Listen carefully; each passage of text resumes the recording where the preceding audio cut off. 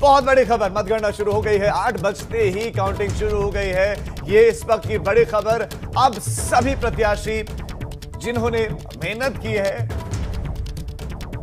और जिन्होंने वोट दिया है उनके लिए बहुत बहुत महत्वपूर्ण क्षण, क्योंकि अब काउंटिंग शुरू हो गई। 3050 प्रत्याशी, जिला पंचायत जो पद हैं उसके लिए सभी ने जद्दोजहद की और वोटिंग अब शुरू हो गई है। एबीपी गंगा पर महापंचायत, ये पंचायत चुनावों की सबसे बड़ी कवरेज आप देख रहे हैं और सबसे बड़ा अपडेट आपको देते हैं कि मतगणना शुरू हो गई है। कई जगहों पर काउंटिंग सेंटर्स पर वोटों की गिनती शुरू हो गई है। कई जगहों पर सोशल डिस्टेंसिंग जमकर धज्जियां उड़ाई जा रहे हैं। हमारे साथ हमारे संवाददाता लगातार बने हुए, विनोद हमारे साथ बने हुए हैं, आगरा से नितिन हमारे साथ बने हुए हैं। आगरा की तस्वीर तो आपने सुबह सुबह देख ली है और अधिकारियों तक भी हमने तस्वीरें पहुंचा दी हैं। विवेक, आपके पास आना चाहते हैं, क्या काउंटिंग जिस जगह पर आप मौजूद हैं वहां पर काउंटिंग शुरू हुई या नहीं?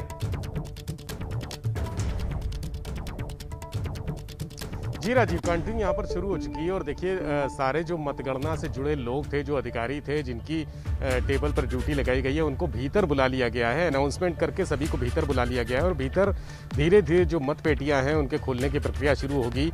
तो ये सारी व्यवस्थाएं यहाँ पर शुरू हो चुकी हैं और देखिए जो बाहर का नज़ारा है, बाहर हम आपको दिखाना चाहेंगे कि यहाँ पर जो प्रत्याशी और उनके समर्थक हैं यहाँ पर बाहर लगे हुए हैं। हम अपने कैमरामैन से कहेंगे कि वो दिखाएं यहाँ पर बाहर की किस तरह से यहाँ पर भीड़ लगी हुई है और सभी के दिल की धड़कनें बढ़ गई हैं, चूँकि जो मतगणना है वो 493 जो ग्राम प्रधान के पद हैं, इसके अलावा बाकी जो पद हैं, क्षेत्र पंचायत सदस्य हैं और जिला पंचायत सदस्य हैं, उनके पदों के लिए मतगणना शुरू हो चुकी है। सभी जो मुख्य द्वार है जहां अंदर काउंटिंग शुरू हो गई है, वहां बाहर समर्थक और जो प्रत्याशी हैं उनके जो प्रतिनिधि हैं वो भीड़ लगाए इस समय खड़े हुए हैं। आप देख सकते हैं नज़ारा कि किस तरह से फिजिकल डिस्टेंसिंग का पालन भी नहीं हो रहा है। तो ये जो पॉलिटेक्निक जो यहाँ पर जो मतगणना केंद्र है, ये सबसे छोटा मतगणना केंद्र है। राजधानी में कुल 8 ब्लॉक हैं, जिसमें से ये सबसे छोटा है। यहाँ पर 11 टेबल है, 11 टेबल पे काउंटिंग होगी। तो जब सबसे छोटा केंद्र है, उस हिसाब से जो भीड़ आप देख रहे हैं यहाँ पर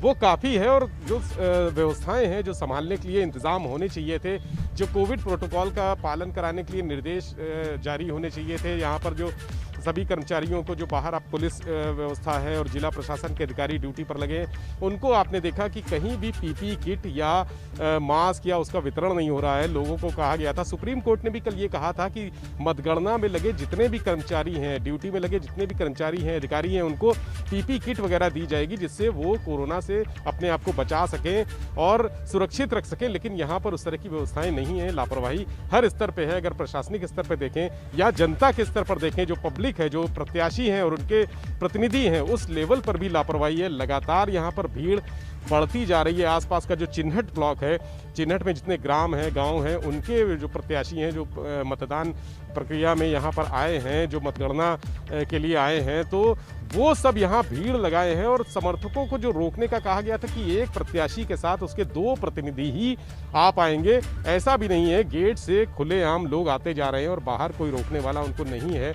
पहले ये था कि जो प्रत्याशी या उनके जो प्रतिनिधि हैं वो 3 लोग ही सिर्फ होंगे, अधिकतम 3 लोग होंगे। उसके अलावा जो उनके समर्थक हैं उनको बाहर रोक दिया जाएगा। इस पॉलिटेक्निक जो मतगणना केंद्र है उसके बाहर उनको रोकने की व्यवस्था थी, लेकिन बाहर भी भीड़ लगी हुई है और अंदर भी भीड़ लगी हुई है।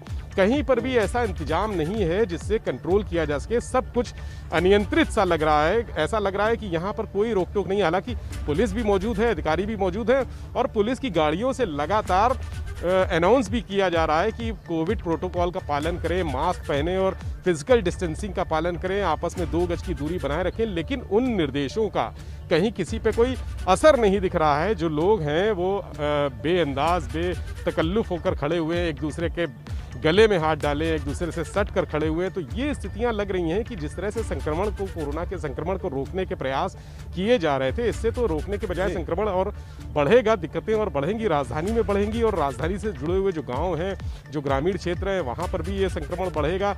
ये जो अव्यवस्थाएं, इसको हम अव्यवस्थाएं कह सकते हैं, क्योंकि अधिकारी मौजूद हैं, कर्मचारी मौजूद हैं, पुलिसकर्मी मौजूद है, लेकिन कोई भी पालन नहीं करा पा रहा है या पालन नहीं कराना चाहता है। बहुत ज़्यादा जो प्रभावी तरीके से पालन कराना है कोविड प्रोटोकॉल का, वो नज़र नहीं आ रहा है।